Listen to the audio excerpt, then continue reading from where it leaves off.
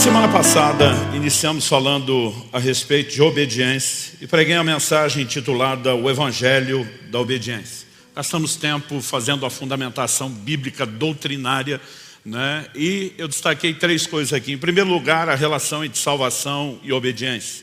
Depois nós vimos a obediência na vida cristã, depois de passarmos pela porta ao longo de todo o caminho.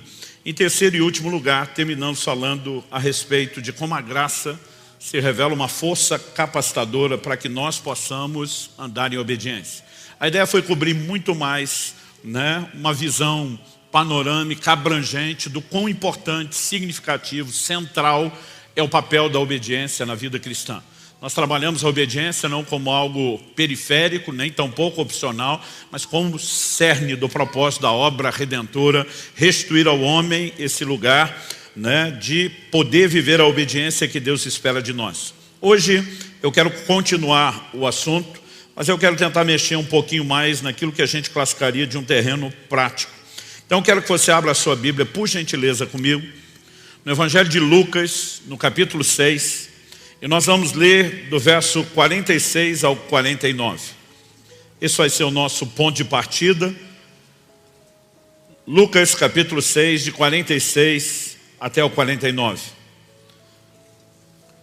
Por que vocês me chamam Senhor, Senhor, e não fazem o que eu mando?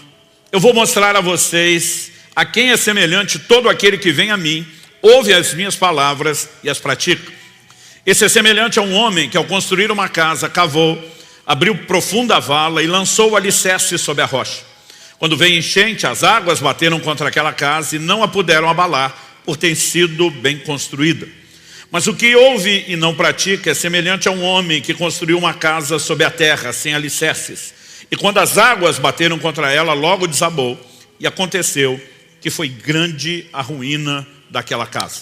Meu Deus, suplicamos graça, favor, a liderança do Teu Espírito Santo na condução, na exposição, na aplicação das verdades da Tua Palavra. E nós oramos que o Senhor possa trazer de fato entendimento espiritual, iluminar os olhos do nosso coração, do nosso íntimo. E nós clamamos que a Tua Palavra, Deus, não apenas traga a informação, mas ela venha fazendo aquilo que faz muito bem. Ela é como espada afiada de 2 gumes. Ela penetra ao ponto de dividir alma e espírito, juntas e medulas, e é apta para discernir os intentos do coração. Nós oramos que possamos enxergar não apenas aquilo que o Senhor propõe, mas nós oramos que ela traga à tona também aquilo que está dentro de nós. Aquelas áreas que necessitam de ajuste, de sujeição ao Senhor, que precisam ser calibradas hoje na presença do Senhor. Nós nos sujeitamos à ação do Teu Espírito Santo, o Espírito da verdade, e oramos que a Tua Palavra cumpra o propósito pelo qual o Senhor a tem liberado em nome de Jesus e para a glória de Deus. Amém. Bom, tanto no Evangelho de Lucas como no Evangelho de Mateus, essa alegoria, essa parábola que Jesus apresenta dos 2 tipos de casa, ela vem quando ele arremata o chamado Sermão do Monte. Então ele vai dizer que não adianta ouvir tudo aquilo que ele falou e não colocar em prática. Ou seja, o propósito pelo qual Deus tem nos dado a sua palavra é porque Ele espera basicamente, para simplificar, Ele espera de nós uma única coisa: obediência. Mas Lucas registra um detalhe interessante. É o questionamento de Jesus no verso 46. Por que é que vocês me chamam Senhor se não fazem aquilo que eu mando? Nós afirmamos aqui na semana passada que a salvação depende do reconhecimento do senhorio de Cristo. Paulo diz em Romanos, no capítulo 10, nos versículos 9 e 10, se no teu coração creres que Deus ressuscitou a Jesus dentre os mortos e com a tua boca confessares a Jesus como Senhor, serás salvo. Porque com o coração se crê para a justiça, com a boca se faz confissão a respeito da salvação. Ou seja, a salvação está atrelada não apenas à fé na morte e ressurreição de Jesus, no sacrifício que Ele fez em nosso lugar, mas está também na disposição de, como falamos na semana passada, das obras de fé. A fé tem uma confissão, a fé tem uma visão e a fé tem obras. E nós vimos que parte dessas obras da fé é a rendição, é a disposição de obediência, a semelhança de Abraão, que Hebreus 11:8 diz que Abraão, pela fé, obedeceu. Então, colocar o coração em plena sujeição a Jesus como Senhor é o cerne da obra da salvação. Nós temos a mania de dizer, olha, tem que confessar Jesus Salvador. Isso não está na Bíblia. É lógico que Ele é Salvador. A Bíblia diz que se nós cremos e confessarmos Ele Senhor, seremos salvos. Se somos salvos é porque Ele salva. Mas Salvador nunca foi o objeto da confissão. O objeto da confissão é Senhor, é o seu senhorio. E se a salvação depende da sujeição ao senhorio, e a essência do senhorio é obediência, e é isso que Jesus está dizendo, por que me chamam Senhor se não vão fazer o que eu mando? Né? Então, obviamente, nós mostramos desde a semana passada como os assuntos de obediência, salvação e a vida cristã estão atrelados e é impossível separá-los. Mas nessa parábola proposta por Jesus, ele fala de um construtor sábio, sensato, que não apenas constrói sobre o alicerce.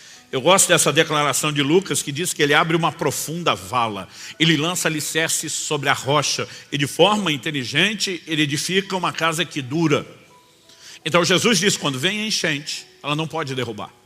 Mas a Bíblia fala de um outro construtor que não se preocupa com o fundamento, com o alicerce e constrói sobre a terra. E quando as águas vêm, e acredite, as águas da adversidade virão sobre todos. Mas o que determina se o que você está construindo vai durar é a forma como você constrói. E nós precisamos entender que uma vida cristã que não é fundamentada na obediência, ela tem prazo de validade e essa casa em algum momento vai cair. Então Jesus está dizendo, não se iluda. Ou você me leva a sério, obedecendo o que eu estou propondo, ou você está enganando a você mesmo, e é só uma questão de tempo, a casa vai cair. O chamado que nós recebemos à obediência é um chamado a uma obediência plena, completa. E o título da minha mensagem hoje é Obediência Total. E quero usar essa expressão, obediência total, porque muitas vezes nós relativizamos a obediência. E essa é uma forma como acabamos nos enganando. Né? Porque obedecemos numa área, acreditamos que desobedecer na outra se compensa, porque muitas vezes temos uma aparência de obediência, achamos que está tudo bem. E eu quero te mostrar algumas verdades bíblicas. A primeira delas é que obediência aparente é desobediência. A segunda coisa é que obediência parcial é desobediência, não pode ser vista como obediência. Mas em terceiro e último lugar, nós vamos mexer com aqueles que já cresceram um pouquinho e assumiram o compromisso, que é um outro perigo. É quando deixamos a desobediência, entendemos a obediência, mas podemos migrar para uma coisa perigosa que eu vou chamar de o orgulho da obediência, que é algo, como veremos, contraditório em si mesmo. Em primeiro lugar, vamos falar da obediência aparente. No Evangelho de Mateus, no capítulo 21, o Senhor Jesus nos apresenta uma parábola acerca de dois filhos. Dos versos 28 a 32, nós lemos o seguinte: o que vocês acham? Um homem tinha dois filhos. Chegando seu primeiro, disse, filho, vá hoje trabalhar na vinha. Ele respondeu, não quero ir. Mas depois, arrependido foi.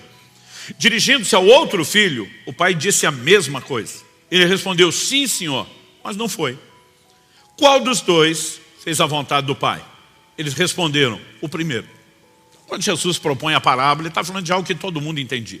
Os filhos cresciam trabalhando, servindo, não apenas em tarefas domésticas. O sustento era tirado da terra, Tão logo tinham força, disposição, em níveis diferentes, já estavam envolvidos nessas responsabilidades. Então Jesus está falando de algo que todo mundo sabe. Agora o pai fala para um filho, vá trabalhar. E ele enfrenta o pai. A atitude inicial de rebeldia. Não quero, não vou. Mas depois o coração arrepende e ele vai. Então aparentemente o primeiro é o rebelde. O segundo não. Aparentemente é obediente. Sim, senhor. Mas o segundo não foi. E aí Jesus diz, quem fez a vontade? A turma responde, o primeiro. E aí Jesus diz, pois é, obediência não é a resposta inicial, não é a encenação do seu comportamento, é o que no final das contas você fará com a ordem que foi dada. Mas por que é que Jesus está dando essa ilustração? Então ele continua e diz assim, então Jesus disse, em verdade lhes digo que os publicanos e as prostitutas estão entrando no reino de Deus primeiro que vocês. Porque João veio até vocês no caminho da justiça e vocês não acreditaram nele. No entanto, os publicanos e as prostitutas acreditaram. Vocês, porém, mesmo vendo isso, não se arrependeram depois para acreditar nele. Então Jesus basicamente está dizendo o seguinte, da mesma forma, vocês olham para os publicanos e as prostitutas, eram os piores rótulos de pecadores e mesmo de um comportamento reprovável diante da sociedade da época. Ele diz, eles vão entrar primeiro do que vocês no reino. Por quê? Eles são aqueles quando a mensagem de Deus chega, eles dizem, não quero. Não quero obedecer, não quero submeter, quero fazer minha vontade, quero pecar, quero aproveitar, não quero. Mas em algum momento, quando existe arrependimento e sujeição, eles acabam fazendo o que Deus esperava. Embora o comportamento inicial fosse de rebeldia, a obediência encontrou lugar e espaço na vida deles. Vocês não. Os religiosos estão o tempo todo diante da palavra dizendo sim, Senhor, mas não faz aquilo que está sendo mandado. Então vocês não têm aparência de rebeldia, vocês têm aparência de obediência. Mas a vida de vocês não expressa obediência. No final das contas, vocês jogam o jogo de encenar obediência, mas encenam uma obediência que não é praticada. E acredito que esse é o problema de todo aquele que é ouvinte da palavra. Porque Jesus está falando daquele que ouve as suas palavras e decide praticar ou não. Nós não estamos falando de um nível de rebeldia, aquela pessoa que diz para Deus, não quero nem te ouvir. Está falando de alguém que chega ao ponto de ter uma certa aparência de piedade e dizer, vamos lá ouvir o que Deus tem. Só que não faz nada a respeito disso. Aliás, em Tiago, no capítulo 1, no verso 22, a Bíblia classifica esse tipo de gente como alguém que engana-se a si mesmo. Primeiro, ele não engana a Deus, porque Deus está vendo todas as coisas. Ele pode até enganar algumas pessoas, mas a Bíblia mostra que no final das contas ele está se enganando. Tiago capítulo 1, vou ler de 22 a 25, diz assim, sejam praticantes da palavra e não somente ouvintes, enganando a vocês mesmos. Porque se alguém ouvinte da palavra e não é praticante, assemelha-se àquele que contempla o seu rosto natural no espelho, pois contempla a si mesmo, se retira e logo esquece como era a sua aparência. Mas aquele que atenta bem para a lei perfeita, a lei da liberdade, eu amo essa expressão, né? Eu de vez em quando tenho que lidar com os crentes que quando você está cobrando obediência, posicionamento, compromisso, você diz, seu evangelho é pesado. Eu normalmente digo, pesado para você que não quer compromisso. Porque não é o que 1 João 5,3 diz. A Bíblia diz que os seus mandamentos não são pesados. Aliás, nós falamos semana passada de uma capacitação para a obediência. Essa lei é chamada de lei da liberdade. Porque liberdade não é aquilo que você quer para fazer o que gostaria e quebrar sua cara. Liberdade é entrar no lugar em Deus, onde você preserva o relacionamento com Ele, onde você vive as bênçãos que são resultantes da obediência empoderada por Ele, e ainda assim, não apenas vive a alegria circunstancial do resultado, mas a essência do cumprimento do propósito. A lei não foi dada da parte de Deus para nos prender, foi dada para preservar aquilo que o diabo deseja roubar de nós através da desobediência. Que isso fique claro, mas vamos voltar aqui. Mas aquele que atenta para a lei perfeita, a lei da liberdade, e nela persevera, não sendo ouvinte que logo se esquece, mas operoso praticante, esse será bem-aventurado no que realizar. Sempre a palavra de Deus relaciona. Você vai pegar Josué capítulo 1, verso 8, você vai pegar o Salmo 1, né? Sempre a palavra de Deus relaciona bem-aventurança com aqueles que obedecem, com aqueles que praticam a palavra de Deus. E nós precisamos entender que quem não faz isso, a Bíblia diz, está enganando-se a si mesmo. Porque muitas vezes ele acredita que diante de Deus, né, o estar ali ouvindo a palavra, cultuando, é tudo que Deus precisa. E Deus não quer uma aparência de piedade, Ele quer uma conduta que de fato se expresse por meio da obediência à sua palavra. Interessante que num outro momento Jesus confronta os fariseus, porque eles eram a seita mais severa dentro do judaísmo. Eles eram o grupo religioso mais dedicado, né? É o que, usando a linguagem atual, alguém na época poderia dizer, são os beatos, são os carolas, é o time da dedicação, realmente, de fato, são eles. E eles se tornaram muito conhecidos pelo seu zelo em obedecer a palavra. Mas ao longo do tempo, eles usaram aquele próprio zelo e dedicação para criar desculpas para não obedecer a palavra. Olha o que Jesus diz no Evangelho de Marcos, no capítulo 7, do verso 5 até o 13. Os fariseus e os escribas perguntaram a Jesus, por que os seus discípulos não vivem conforme a tradição dos anciãos, mas comem com as mãos impuras? Os anciãos estabeleceram alguns ritos de purificação, entre eles um processo de como deveriam lavar, né, as mãos, lavar-se a si mesmo antes de comer, e eles estavam pegando espigas, comendo de qualquer forma, e o povo vai lá dar uma bronca em Jesus. Por que é que eles não vivem conforme a tradição? Jesus respondeu, bem profetizou Isaías a respeito de vocês, hipócritas, como está escrito, esse povo me honra com os lábios, mas seu coração está longe de mim. Em vão me adoram, ensinando doutrinas que são preceitos humanos.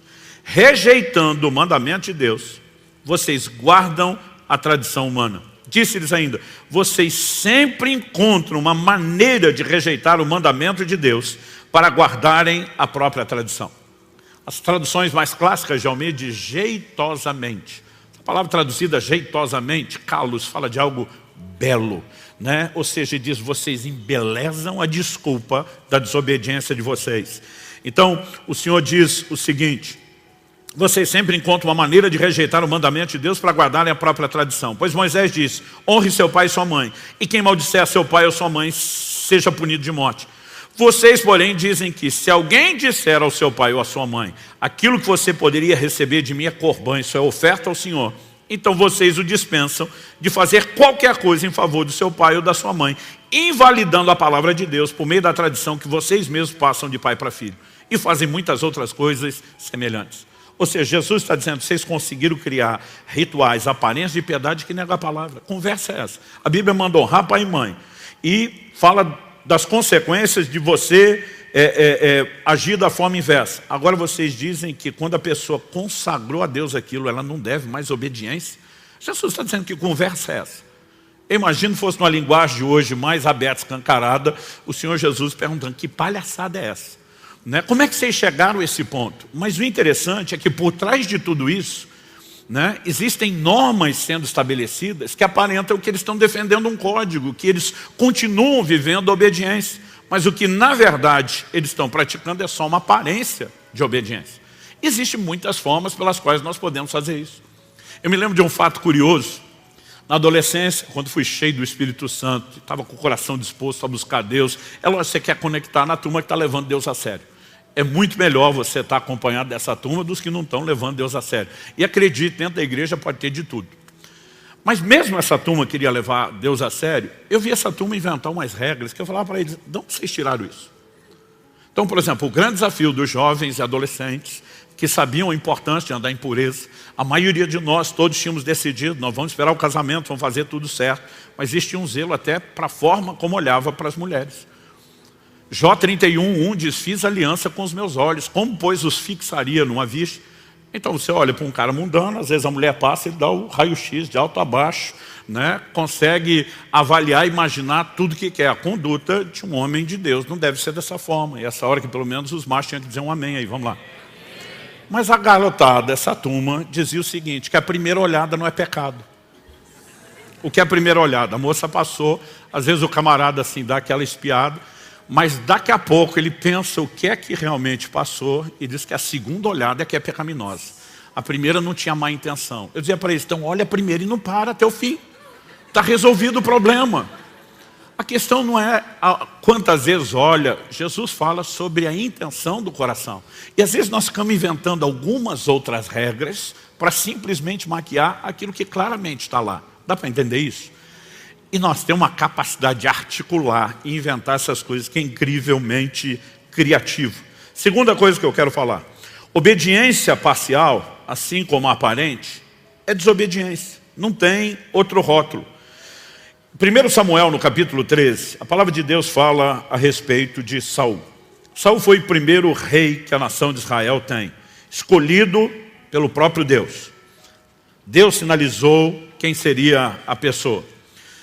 1 Samuel capítulo 13, verso 8, diz o seguinte, Samuel dá uma instrução ao rei Saul, de que ele esperasse um prazo determinado, e que ele esperasse Samuel chegar para oferecer o sacrifício. O texto diz assim, Saul esperou 7 dias, segundo o prazo determinado por Samuel. Mas como Samuel não vinha a Gilgal, o povo foi se espalhando dali. Então Saul disse, tragam-me aqui o holocausto e as ofertas pacíficas, e ofereceu o holocausto. Mal tinha ele acabado de oferecer o holocausto, eis que chegou Samuel.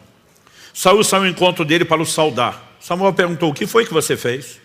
Saul respondeu, vendo que o povo ia se espalhando daqui e que você não vinha no prazo combinado e que os filisteus já tinham se ajuntado em Miquimás, eu disse comigo, agora os filisteus irão contra mim em Gilgal e ainda não busquei a face do Senhor. Assim, forçado pelas circunstâncias, ofereci holocaustos. Então Samuel disse a Saul, verso 13, você cometeu uma loucura, não guardando o mandamento que o Senhor seu Deus lhe ordenou, pois o Senhor teria confirmado para sempre o seu reino sobre Israel. Mas agora o seu reinado não subsistirá. O Senhor buscou para si um homem segundo o seu coração e já lhe ordenou que seja príncipe sobre o seu povo, porque você não guardou o que o Senhor lhe ordenou. Honestamente, às vezes eu lia essas coisas e eu pensava, poxa, Deus jogou duro com Saul. O cara deu um deslize e já foi limado, já foi jogado para fora. E interessante que Samuel diz, Deus já achou um outro segundo o seu coração. Só quando o outro segundo o seu coração é colocado, ele fez algumas coisas piores do que o primeiro. Eu dizia para Deus, por que o segundo não foi limado fora? Porque muitas vezes nós achamos que Deus está avaliando um momento, um comportamento. Mas não foi isso que Deus explicou para Samuel na hora de escolher os filhos de Jessé. Deus diz, o homem olha a aparência, Deus vê o coração. E o coração é aquilo que determina como será o nosso comportamento. Deus não estava avaliando uma ação de Saul. Na verdade, nós percebemos que a Bíblia vai mostrando várias ações de alguém que oferece a Deus obediência parcial. Me espera 7 dias, não faça nada até que eu chegue para o sacrifício. Bom, deu 7 dias, esperei. Mas Samuel não chegou ainda, problema dele. Eu obedeci uma parte, ele devia ter se esforçado na dele. As pessoas que praticam obediência parcial, elas sempre têm alguma coisa dentro delas para justificar a relativização, a compensação. É quase como se fosse mais ou menos assim, obedeci nessa área, tudo bem se eu desobedecer na outra, porque um pelo outro, e esse aqui é mais importante, eu acho que no final meu saldo está bem. E não é dessa forma que Deus olha. Em Tiago, no capítulo 2, nos versos 10 e 11, a Bíblia diz, pois quem guarda toda a lei, mas tropeça em um só ponto, se torna culpado de todos. Porque aquele que diz, não cometa adultério, também ordenou, não mate. Ora, se você não comete adultério, porém mata, acaba sendo transgressor da lei. Então, de alguma forma, às vezes a gente fica relativizando e a gente diz, não, mas se eu fiz isso aqui, aquilo cabe. E a obediência parcial, ela é considerada por Deus desobediência. Eu acho interessante como a mentalidade das pessoas processam as coisas. Por exemplo, para nós, aliás, a gente olha na própria sociedade, pregando o evangelho para muita gente presa, condenada, você vê que uma das coisas que mais gera culpa na mente e no coração do homem, normalmente diz respeito ao homicídio. Mas ao longo da história, nós já tivemos momentos onde, diante dos escrúpulos das pessoas, mesmo daqueles que não eram muito tementes a Deus, não, existiam algumas coisas que tinham um peso maior. Uma delas, que infelizmente a nossa sociedade está programando todo mundo para aceitar, é que o adultério está tudo bem.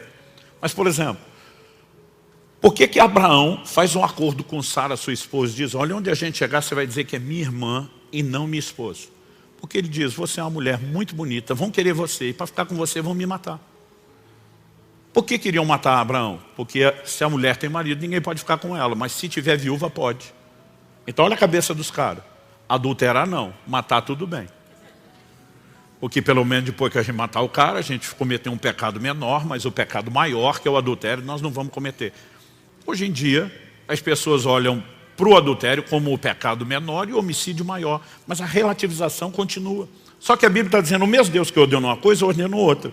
Quando você tropeça num, você tropeçou em todos. Não adianta relativizar. Mas de alguma forma você olha para Saul e você vai perceber isso o tempo todo. Vá comigo para 1 Samuel, capítulo 15. E de novo a Bíblia vai falar a respeito de Saul.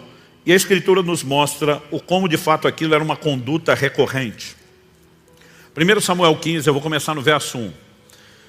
Samuel disse a Saul, foi a mim que o Senhor enviou para ungir você como rei sobre Israel, o povo dele. Agora ouça as palavras do Senhor. Em outras palavras, você lembra do início? Que Deus me usou para levantar você, escolher você. Que tudo que eu falei da parte de Deus tem acontecido, se mostrou fiel. Então, presta atenção. Ele diz o seguinte, verso 2. Assim diz o Senhor dos Exércitos. Castigarei Amaleque pelo que fez a Israel, colocando-se no caminho de Israel quando ele saía do exército, do Egito. Isso está lá em Êxodo no capítulo 17. Portanto, vá e ataque os amalequitas, destruindo totalmente aquilo que eles tiverem. Não poupe ninguém. Mate homens, mulheres, meninos e crianças de peito, bois, ovelhas, camelos e jumentos. Aqui nós chegamos a uma medida extrema de juízo. O que normalmente não acontece de imediato. Se você lembrar de Gênesis 15, Deus diz para Abraão, olha, a sua descendência vai ser peregrina em terra alheia durante 400 anos. Eles serão reduzidos à escravidão. Antes que eu os tire, Deus não usa o nome Egito, mas está falando de lá. Antes que eu os tire e os traga de volta a Canaã que eu te prometi. Por que Deus está dizendo que precisaria tanto tempo deles fora antes de trazê-los? O Senhor diz assim, porque a medida da ira dos cananeus não encheu. eles são rebeldes, são desobedientes, eu vou julgá-los. Mas Deus está dizendo, a minha longanimidade não esgotou. Então eu ainda vou dar mais 400 anos de misericórdia para que se arrependam. Como eu, Deus presciente, sei que não vão arrepender. No final disso, o juízo vem e vem com tudo. A mesma coisa com os amalequitas. Eles não foram julgados imediatamente pelo que fizeram. Aliás, Tiago escreve e diz que a misericórdia triunfa do juízo. Antes de oferecer juízo, Deus sempre oferece misericórdia. O problema é que as pessoas confundem a longanimidade, a paciência de Deus, com impunidade. Então o cara olha, não viu muita consequência e pensa, deu nada não. E não se arrepende, endurece o coração. E há um momento onde Deus simplesmente diz, basta. Você vai ver isso no Apocalipse, ele falando com a mulher que ele denomina de Jezabel. Dei-lhe tempo para que se arrependesse, mas ela não quer se arrepender. Ou seja, toda oportunidade, arrependimento, conserto e volta à obediência, não houve juízo. E quando chega esse momento extremo, Deus diz, agora vocês vão exterminá-los. Em outras palavras, era literalmente acabar com a sua raça. Uma palavra dura, porém determinada por Deus. O verso 4 de Saul convocou o povo. A partir do verso 7 nós lemos, então Saul derrotou os amalequitas desde Avilá até chegar a Sur, que está diante do Egito. Tomou vivo Agag, rei dos amalequitas, porém destruiu todo o povo ao fio da espada. Mas Saul e o povo pouparam Agag, o melhor das ovelhas e dos bois, os animais gordos, os cordeiros e tudo mais que era bom. A isso não quiseram destruir totalmente. Porém, toda coisa sem valor e desprezível destruíram. Então a palavra do Senhor, verso 10, veio a Samuel dizendo, lamento haver constituído Saul como rei, porque deixou de me seguir e não executou as minhas palavras. Então Samuel ficou triste e clamou ao Senhor durante toda a noite. Samuel madrugou para encontrar Saul pela manhã, mas anunciaram a Samuel, Saul já chegou ao Carmelo. Eis que levantou para si um monumento, depois dando a volta passou, desceu a Gilgal. Samuel encontrou Saul e lhe disse, que você seja bendito do Senhor. Executei as palavras do Senhor. Cara de pau. Mas Samuel perguntou, então que balido de ovelhas é esse nos meus ouvidos e o mugir de bois que estou escutando? Saul respondeu, trouxeram isso dos amalequitas, porque o povo guardou o melhor das ovelhas e dos bois para o sacrificar ao Senhor seu Deus. O resto nós destruímos totalmente. Então Samuel disse a Saul, espere, vou declarar a você o que o Senhor me disse essa noite. Saul respondeu, fale.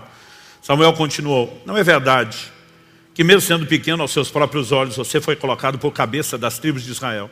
O Senhor o ungiu como rei de Israel.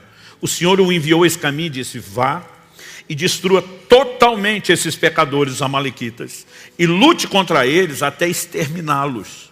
Por que então você não deu ouvidos à voz do Senhor, mas se lançou sobre o despojo e fez o que era mal aos olhos do Senhor?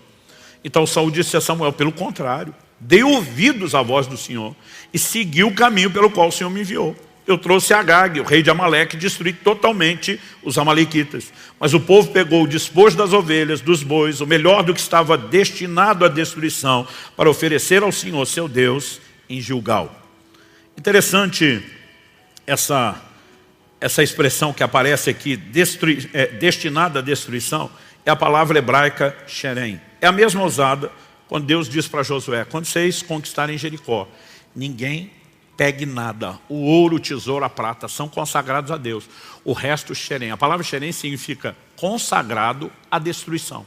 Então muitas vezes é traduzido como condenado. É uma expressão difícil, mas é uma consagração que se faz a Deus, porém, a destruição. E Deus tinha determinado que os amalequitas eram o quê? Xerém. Não tinha que pegar despojo. Não era para desfilar com Acabe vivo, para tentar mostrar. Era uma parte da cultura, humilhar o rei que foi conquistado. Então Saul precisava daquilo, mas ele desobedece a Deus em todos esses detalhes. Mas o pior é que o cara de pau fica dizendo, não, eu fiz o que Deus pediu. E essa aparente desobediência é só porque aqui nós temos motivos para honrar a Deus. Mas o que é honrar? Era pegar um animal bom e sacrificar e matar. Se matasse antes, não era a mesma coisa? Mas de alguma forma não era esse o interesse.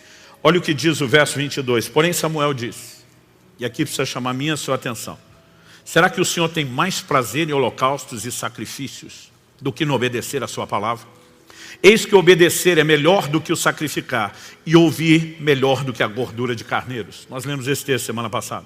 Porque a rebelião é como o pecado da feitiçaria e a obstinação é como a idolatria e o culto a ídolos do lar. Por você ter rejeitado a palavra do Senhor, também Ele o rejeitou como rei. Os israelitas entendiam o forte zelo revelado de Deus contra toda idolatria e contra toda feitiçaria. Ele está dizendo, a rebelião é igualzinho. Da mesma forma que o feiticeiro se expõe à ação demoníaca, o rebelde e o desobediente também. Aliás, nós precisamos entender isso, que a nossa força ou autoridade contra o reino das trevas está atrelada à nossa disposição de obediência e sujeição a Deus. Tiago capítulo 4, você vai ler lá a declaração.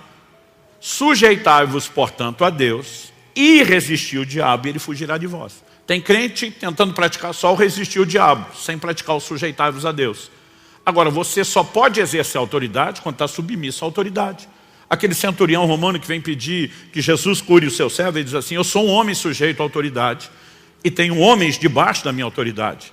Ou seja, falando na cadeia de comando do exército, ele está dizendo o seguinte, se eu sou major, tem coronel, né, tem generais, tem patentes acima de mim, eu sou sujeito a eles. Mas eu também tenho gente debaixo de mim. Tem capitão, tem tenente, tem gente para obedecer minha voz de comando. E a minha capacidade de poder exercer a autoridade para baixo depende da minha sujeição à autoridade para cima. No reino de Deus não é diferente. A Bíblia diz, se você se sujeita a Deus, a autoridade maior, você pode expressar autoridade contra Satanás e o reino das trevas. Mas se não faz isso, não. E muitas vezes nós não percebemos o quão sério é. Você não só não pode resistir, como passar a ser resistido, tocado, atacado pelo reino das trevas quando está andando em obediência. Ainda que seja, andando em desobediência, ainda que seja parcial. Ao olhar para as Escrituras, a gente percebe que demora para Saul admitir. Finalmente, no verso 24, nós lemos, então Saul disse a Samuel, pequei, pois transgredi o mandamento do Senhor e as palavras que você falou, porque temi o povo e dei ouvidos à voz deles. No final das contas, todo desobediente sabe. Ele tenta se enganar, ele cria desculpas, mas lá no fundo ele sabe quais são as motivações.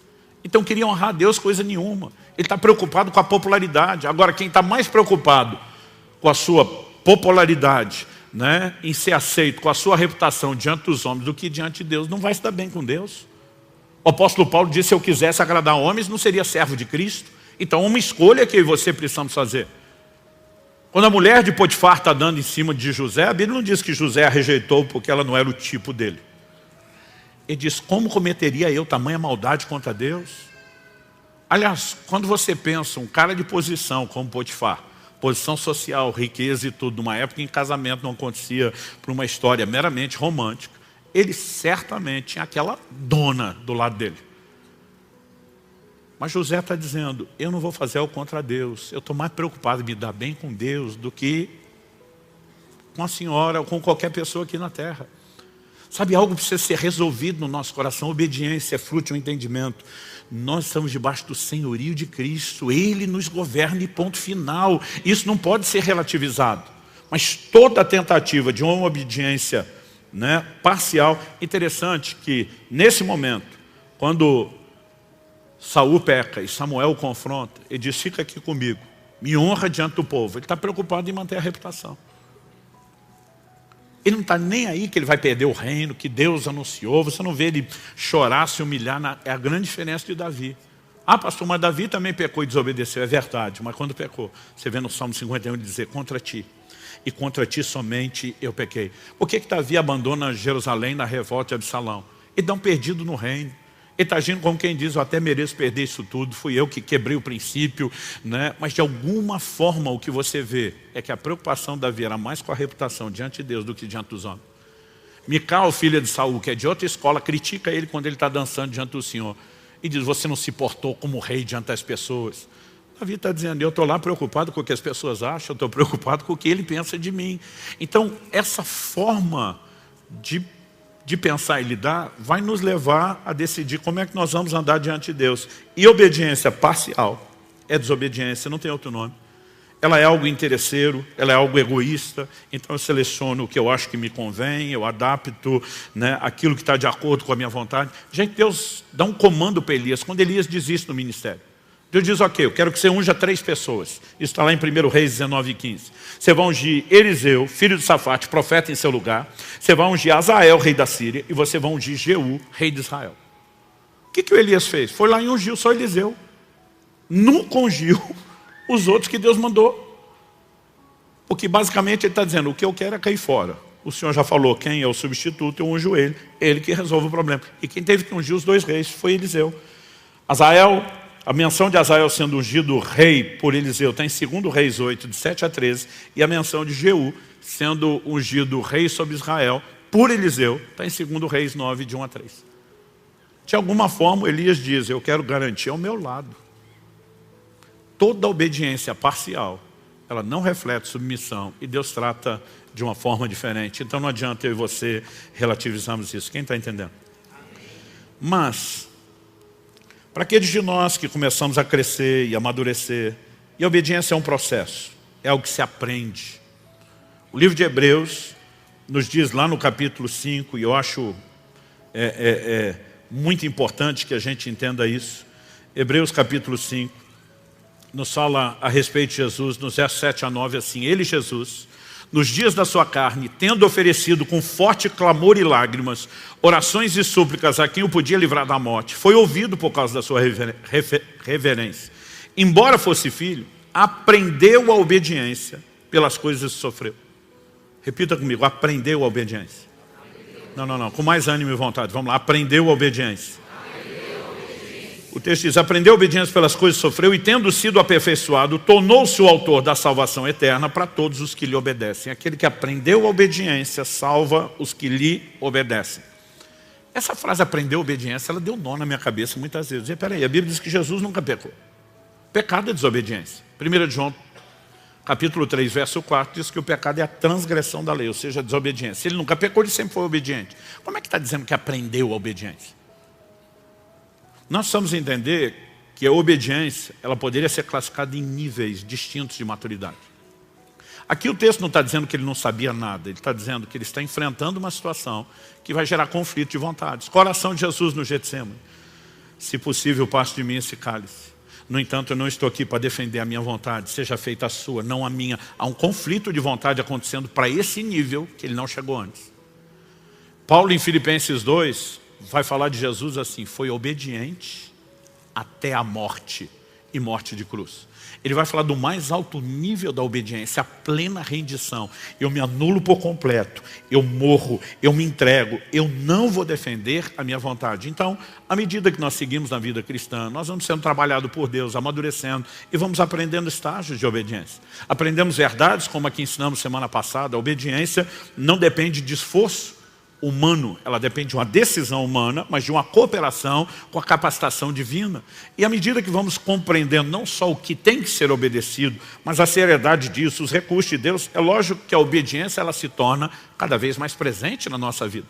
As quedas vão tendo intervalos maiores, os tropeços vão sendo menos frequentes, porque o processo de transformação e santificação é progressivo.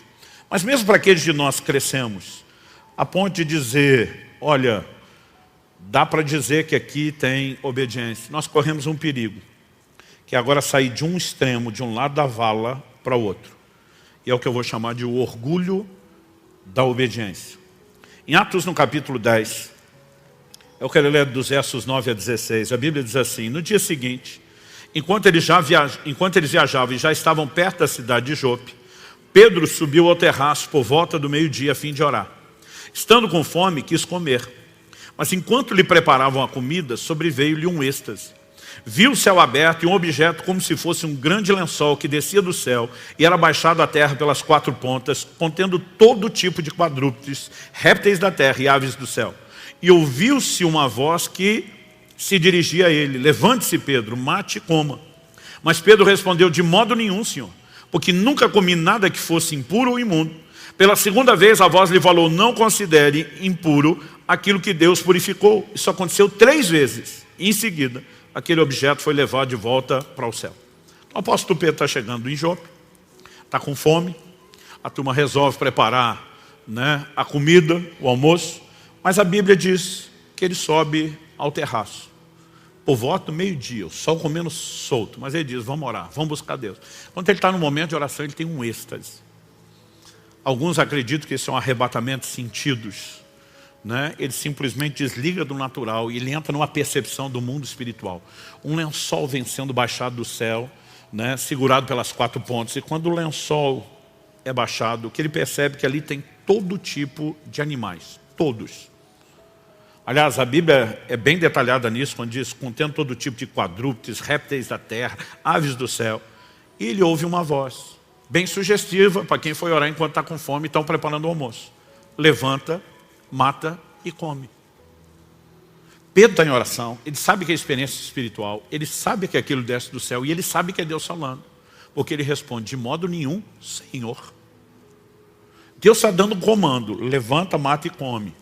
De jeito nenhum, Senhor. Nem o Senhor vai me fazer desobedecer. Por quê? Pedro, como judeu, cresceu entendendo determinações, como lá do livro de Levítico, tem um capítulo inteiro falando, enorme por sinal, falando a respeito dos animais que eram puros e os impuros. Nós falamos semana passada sobre mudança de lei. Nós temos texto no Novo Testamento dizendo que Jesus declarou puros todos os alimentos. Essa distinção não haveria mais. Mas o propósito aqui da visão não era detalhar o que é que está acontecendo. E Pedro, antes não podia, agora pode. É o próprio Deus dizendo, come, de jeito nenhum, Senhor. Eu tenho um histórico de obediência e não é o Senhor que vai manchar o meu currículo. Ele está tão orgulhoso da obediência que a vida inteira ele prestou, que agora ele está cego para continuar obedecendo. Dá para perceber? E sabe, eu costumo dizer que esse tipo de comportamento, ele acaba se tornando profundamente perigoso. Jesus falou a respeito disso em Lucas, no capítulo 18, de 9 a 14. Normalmente, a gente olha para os fariseus como se fosse só um bando de hipócritas. Eles não começaram como hipócritas.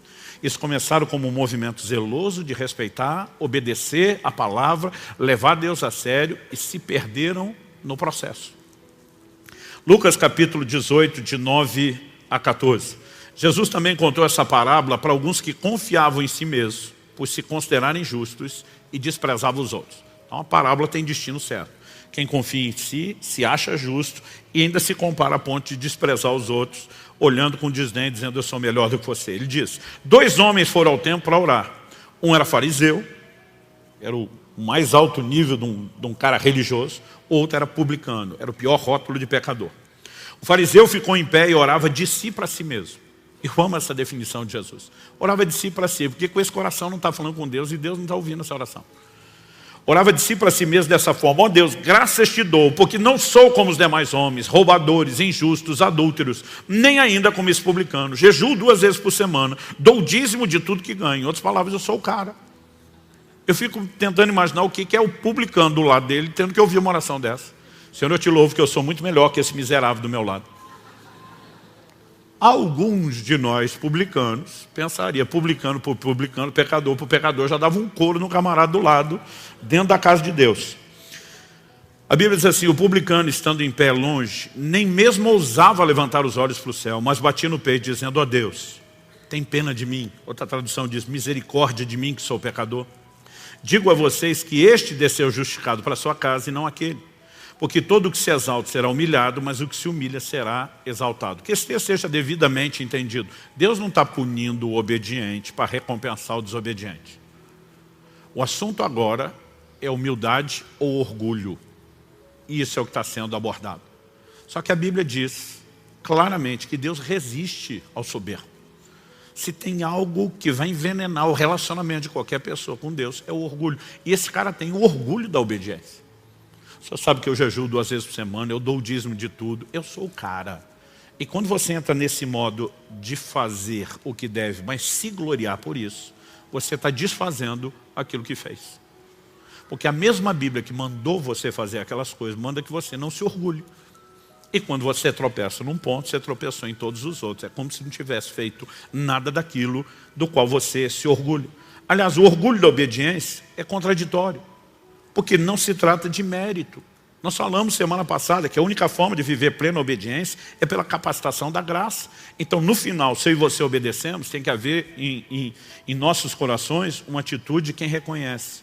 Se não fosse o Senhor, ainda que eu tenha tomado minha decisão, levado a sério minha responsabilidade, se não fosse o Senhor e os seus recursos, eu não teria chegado lá. Como é que eu vou me orgulhar de algo como se não tivesse feito aquilo com a ajuda de Deus? Segundo, além de ser contraditório, Jesus fala em Lucas, no capítulo 17, de 7 a 10, de um camarada que diz que merece uma medalhinha no peito, escrito servo inútil. Ele diz, depois que vocês fizerem tudo que foi mandado, vocês têm que se nomear servos inúteis, porque fizeram só o que tinha que ser feito. Em outras palavras, você não fez mais do que obrigação, está se orgulhando do quê?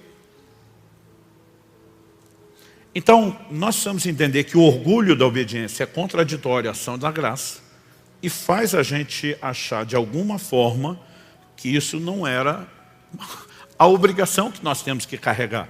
No entanto, quando eu olho para esses camaradas, eu fico me perguntando, será que eu e você? O fariseu ainda é mais fácil a gente dizer, não, esse aqui não era dos melhores não, mas você pega Pedro, um líder exemplar, uma das colunas da igreja, e o cara está dizendo para Deus, de modo nenhum, Senhor. Então a pergunta é, será que pode acontecer comigo, com você? A resposta é com certeza. Alguns anos atrás, eu tive uma experiência que me abriu a mente para perceber o quanto eu e você estamos vulneráveis a esse tipo de coisa. Logo nos primeiros anos da Alcance aqui em Curitiba, eu levei os homens do presbitério para um retiro de oração e jejum. As mulheres não podiam, a maioria dos filhos eram pequenos, então nós saímos só os homens, acho que eram 2 ou 3 dias. Durante esse nosso tempo de jejum e oração, alguém fez um comunicado numa época em que a internet era uma coisa complicada. Né? Não me lembro se ainda estávamos no modo de escada, mas era complicado. Mas alguém falou assim, vocês estão sabendo de fulano de tal, falou o nome do ministro.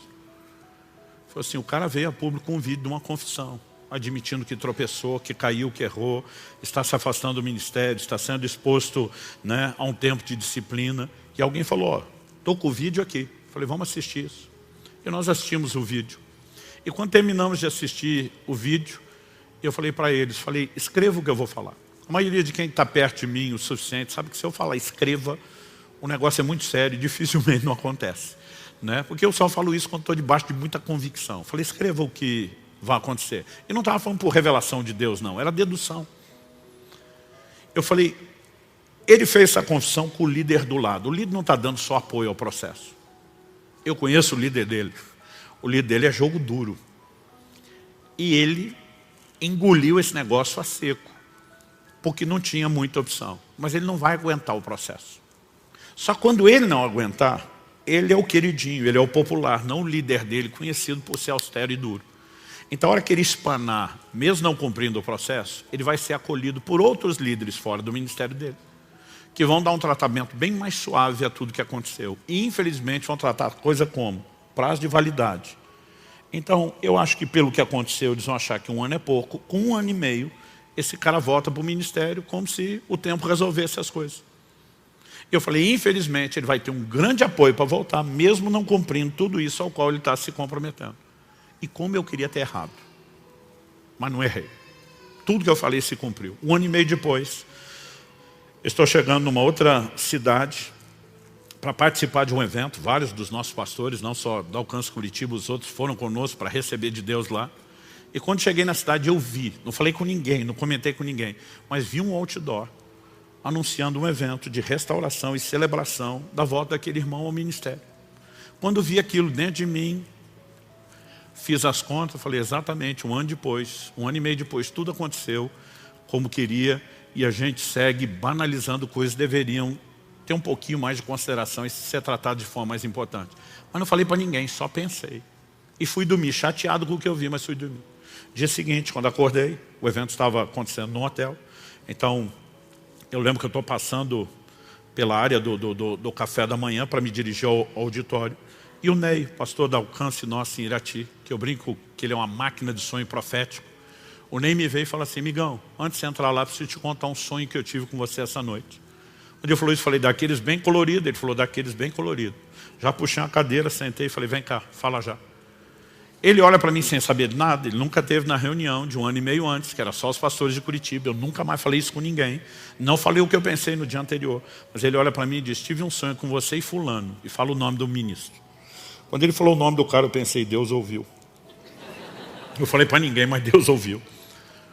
Aí diz, vocês estavam numa sala, não era uma sala de uma casa, de uma igreja, não sei definir, um ambiente um pouco mais amplo. E você estava tentando expulsar um demônio dele. Eu interrompi e falei, mas ele não estava endemoniado. Ele falou, todo mundo sabia que não, mas você tratava ele como se tivesse. Só isso já teria acabado comigo. Mas o curioso é que parece que eu sabia tudo que ele ia falar. E eu entendi até por que a simbologia do sonho.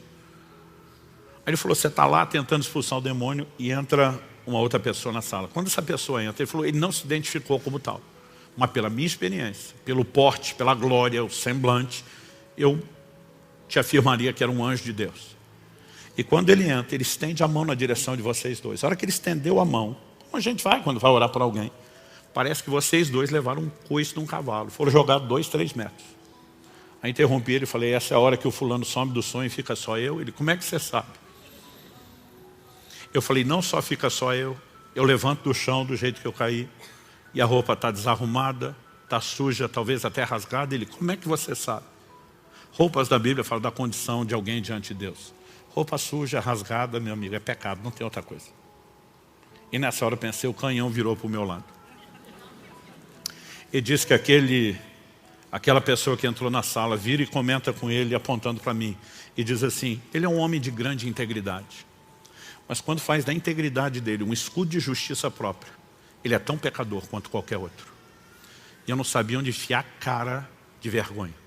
A única coisa que eu pensava, dizia, tomara que isso fique só entre eu e Deus. O Espírito Santo falou, de jeito nenhum. Isso aí você vai contar quando pregar sobre o assunto. Eu falei, minha vergonha tem que ser pública? Tem que ser pública. Eu pensei, tomara que eu não tenha que contar para o ministro. E Deus me disse, vai. Já tive algumas conversas com ele depois disso.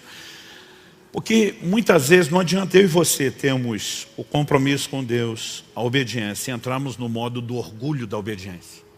Isso é contraditório. Se não for, eu e você permanecemos quebrantados aos pés da cruz, dependendo dele continuamente, nós não vamos poder manter a obediência da qual a gente está se orgulhando como se fosse nós. Ela é uma decisão da nossa parte, é nossa responsabilidade, mas que não pode ser executada sem a ajuda de Deus.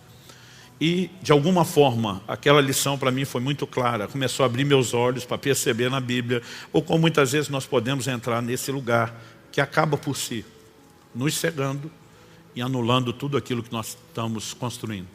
Então, a obediência é inquestionavelmente importante. Ela é o cerne do propósito de Deus para o homem. Nós vimos isso na perspectiva doutrinária. Mas agora falando de conduta.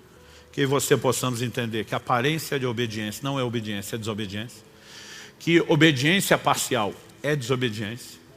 Mas que mesmo que a gente leve Deus a sério, não existe no final das contas motivo de orgulho se eu e você entendemos o lugar correto, que é onde devemos permanecer em plena dependência do Senhor. Aliás, eu e você precisamos entender que a obediência expressa, além de respeito, amor ao Senhor. Jesus diz, aquele que tem os meus mandamentos e os guarda, esse é o que me ama.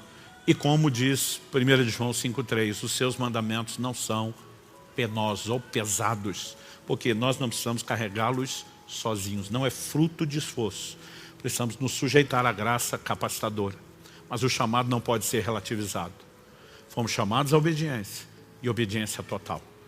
E precisamos de tempos em tempos lembrar do nosso Senhor dizendo, por que é que vocês vão me chamar Senhor, se não fizerem aquilo que eu mando? Feche seus olhos. Coloque-se em pé, para parecer que está acabando.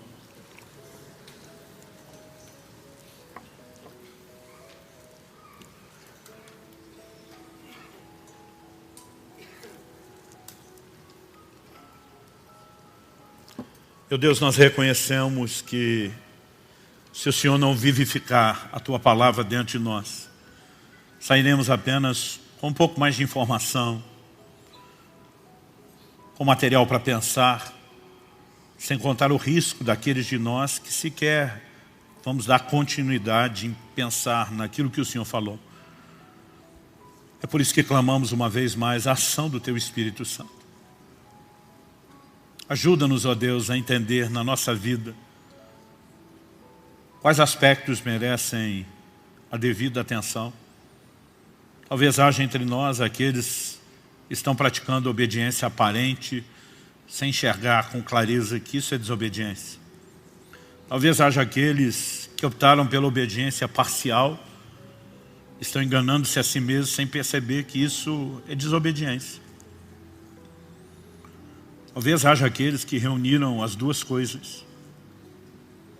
Mas também, ó Deus, certamente há aqueles que estão aprendendo a obediência, a semelhança de Jesus. Já avançaram além dos primeiros níveis, mas de alguma forma passaram a acreditar que são os únicos responsáveis por isso. e começaram a dar lugar ao orgulho, em vez de se permanecer naquele lugar de dependência do Senhor. Isso estanca o fluxo dos seus recursos, impede-nos de continuar a dar a obediência que demos antes com a tua ajuda e nos coloca num lugar de reprovação. Pai, sabemos que há muito a aprender, há muito a crescer, há níveis de obediência que ainda não alcançamos. Diferente de Jesus, que chegou até o último nível, nós não chegamos lá. E nós suplicamos graça do alto, ajuda e favor, não só aqui e agora. Nós oramos que aquilo que o Senhor começou não termine no final dessa reunião. E não falamos apenas de lembrar o que foi dito, nós oramos pela capacidade de seguir, se sujeitando ao Senhor, se expondo à ação do Senhor e da sua graça. Não nos deixe sair daqui apenas com informação ou com um discurso. Que a tua palavra, ela realmente entre fundo em cada um de nós, que ela possa discernir os intentos do coração, expor aquilo que precisa ser ajustado na nossa vida, porque nós queremos seguir correspondendo com o Senhor. Não apenas contando com os recursos da graça, da ação do teu Espírito, mas exaltando o senhorio de Jesus por meio de plena rendição. Eu quero abençoar meus irmãos e irmãs. E eu oro que a mão do Senhor esteja sobre eles. Oramos que a compreensão das tuas palavras traga luz, clareza para aquilo que devemos fazer no dia a dia, debaixo da tua aplicação personalizada. E desde já te agradecemos por tudo aquilo que o Senhor fará. Nós oramos em nome de Jesus. Se você crê e concorde, diga amém. Se você recebe essa palavra, diga eu recebo em nome de Jesus. Confira esta outra linda pregação que pode tocar seu coração e inspirar sua fé.